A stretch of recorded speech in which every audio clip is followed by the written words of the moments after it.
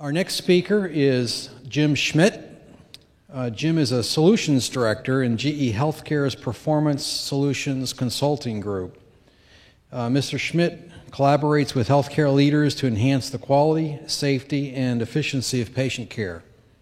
Jim has helped healthcare leaders and organizations for more than 25 years to meet some of their most difficult challenges, whether they're clinical, financial, or operational. Jim holds an MBA from the University of Tampa and is a Lean Six Sigma certified certificate holder, I guess. Jim needed an end on that sentence. Nonetheless, Jim, welcome to our stage, and please a round of applause for Jim Schmidt.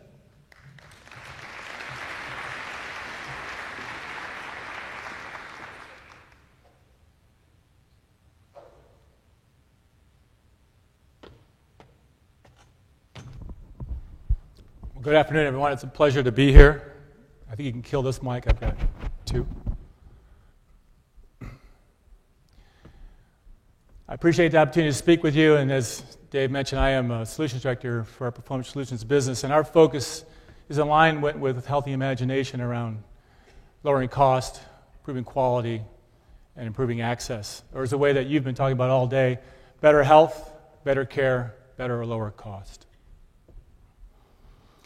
And I'm going to talk about a couple of things that we've done to align ourselves in our business and what we're seeing emerging trends within the industry using technology. So we're going to go meaningful use and beyond as it pertains to technology and analytics.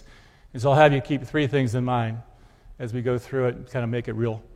One is, how many folks are fans of the book Moneyball? Right? If you've read it, you've seen the book or seen the movie, it's a great story in terms of how baseball was transformed using analytics. And the goal there was, when you looked at it, you broke it down, was we need to manufacture runs, and how do we do that? Right? So using analytics, they were able to glean some significant insights that were not obvious to the baseball scouts. The second one is March Madness. How many people are still got their brackets intact after last evening? Anybody? Not a single hand? Come on, there's got one. So March Madness is the epitome of variability, right? You have no idea. So that is not unlike what we face every day in terms of care delivery and caring for our patients. And the third is the trend around social media or Facebook, right? The ability to create communities, to share information and glean insights and help each other to improve. So we'll use that, and I'm going to talk about a couple of things that we're doing.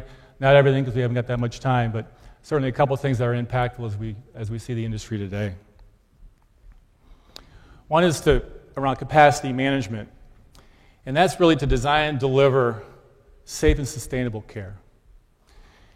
This is more important than ever, right? You got aging plants, you got healthcare reform pushing on the cost pressures, reimbursement schemes that are now going to be based on patient experience or patient quality. So how do we design this and get more efficient? In addition to what we often hear from our clients is that we got to get to a situation in our acute care hospitals that we have to be able to operate at Medicare rates. That's a daunting task from where we're at today. At the same time, improving quality of the care. So I'm going to talk about just a little bit of background on the situation we're faced with. If you look at over the last 15 years, and our business started with Lean Six Sigma, and we looked at how do you improve processes, and we found that over time it's very difficult to eke out anything more, right? So it's a situation where we're required transformational change, but traditional methods are only gaining this incremental change that's difficult to sustain. Caregivers are ever burdened to do more with less. We heard that every day. And the fact of the matter is that our physical plants, that cost is largely fixed. So what do we do as we move forward? Challenges around that information. There's been a lot of, in this room, you look at what's been done with sharing information is phenomenal. In the acute care setting, there's been great strides, but there's still another quantum leap to good in terms of where we take that data to the next level. Variation, I talked about March Madness. How do we reduce variation so we can actually get more patients through, limit that so that you have better utilization rates and sustainability?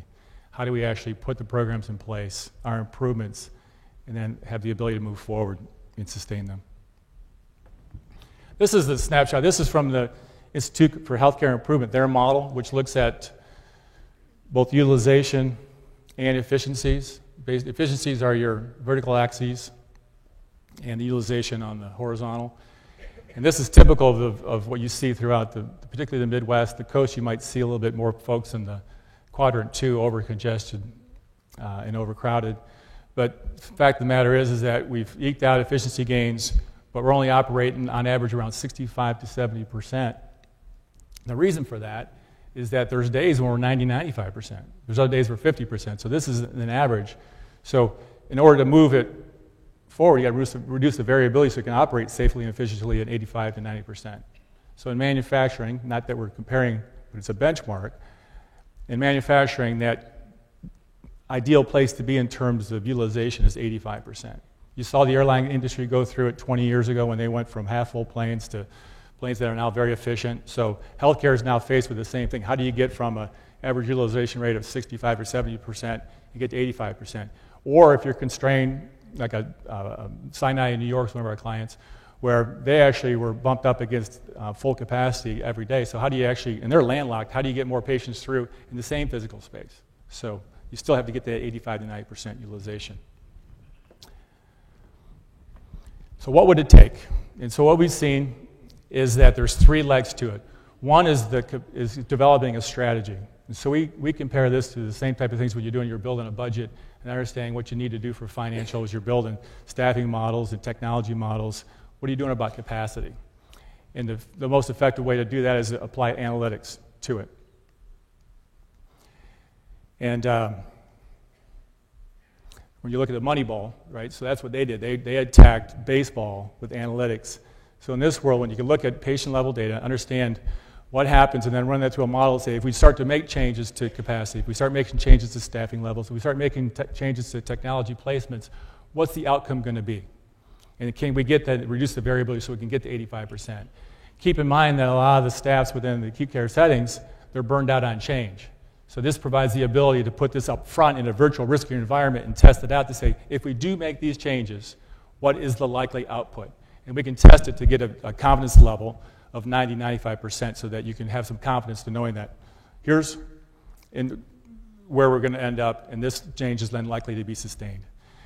The second thing is the technology. I'm going to talk more about this. If you look at current technologies out there, you have primarily a clinical system, a financial system, and there are bits and pieces of operational systems in terms of how do we manage assets and patient flow and staffing. So that's an emerging technology we're now seeing called an operational system or enterprise capacity management tool. And the last thing, of course, is bringing that all into an operational transformation to bring the people back in. So apply all your change management skills and methodologies to implement. And again, this is beyond just incremental change, but looking at that transformational piece.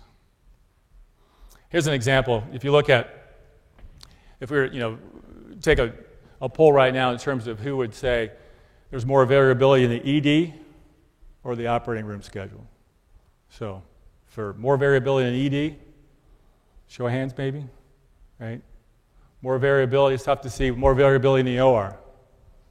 Elective schedule. From my seat, there's probably more hands for the ED. In reality, there's twice, what we have found that there's twice the variation in the elective OR schedule than there is within the random ED visits.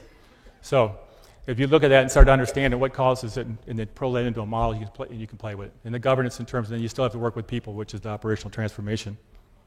But this is an example of how you see elective schedules driving capacity downstream.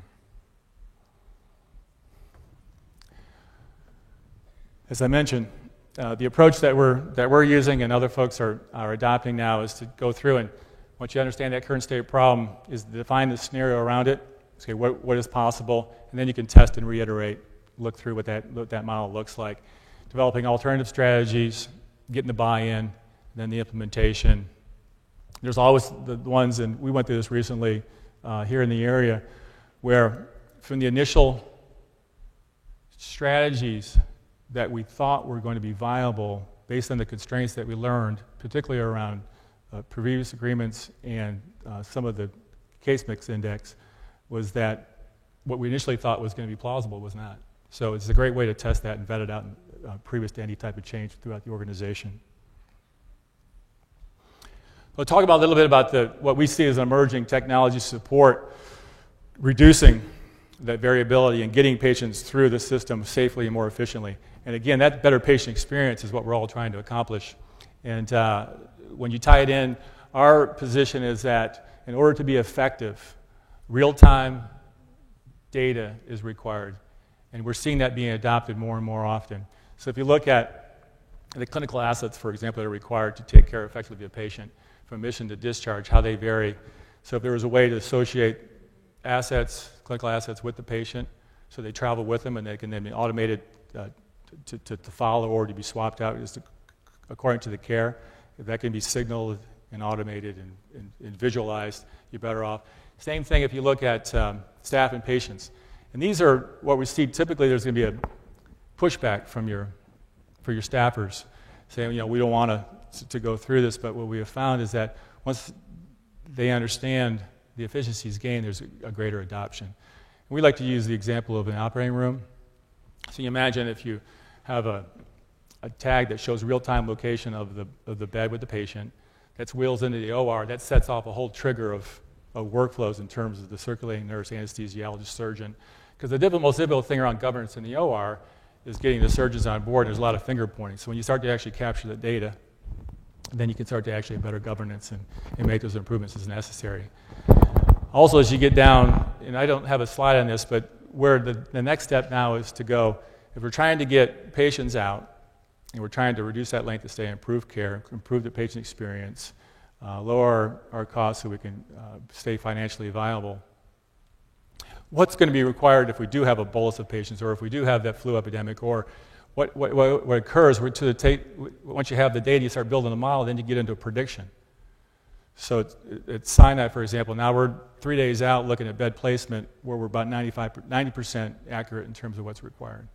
So those are our components where you start to look at what's possible and what's needed and required to improve that segment. These tools are helpful.